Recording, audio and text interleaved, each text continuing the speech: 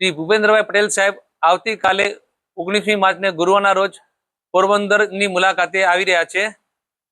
માનનીય મુખ્યમંત્રીશ્રીની અધ્યક્ષતામાં તાજાવાલા હોલ ખાતે બપોરે 3 વાગે જિલ્લાના વિવિધ વિભાગોના વિકાસના કામોના ઈ લોકાર્પણ તથા ઈ ખાતમુહૂર્તનો કાર્યક્રમ છે।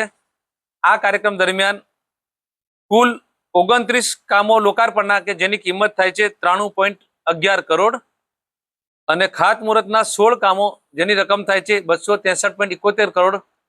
કુલ 45 કામો 356.82 કરોડના જેના ઈ લોકાર્પણ તથા ઈ ખાતમુહૂર્ત થનાર છે।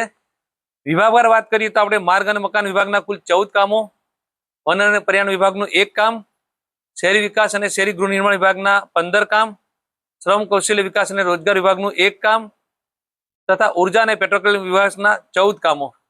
આમાં મુખ્યત્વે જો વાત કરીએ તો વન અને પર્યાવરણ વિભાગ દ્વારા ઓડદર ખાતે રંગભાઈ મંદિર પાસે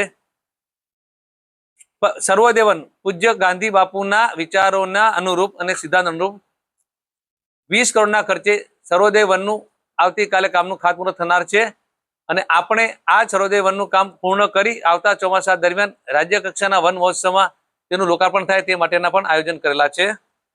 આ કાર્યક્રમમાં પધારવા હું તમામ નાગરિકોને અપીલ કરું છું। સાથે સાથે મીડિયાના તમામ પત્રકાર મિત્રો અને ઇલેક્ટ્રોનિક મીડિયાના મિત્રોને પણ વિનંતી કરું છું કે આપ પણ આ કાર્યક્રમમાં પધારો અને અમારા આ કાર્યક્રમને આપના દ્વારા પ્રચાર પ્રસાર મળે।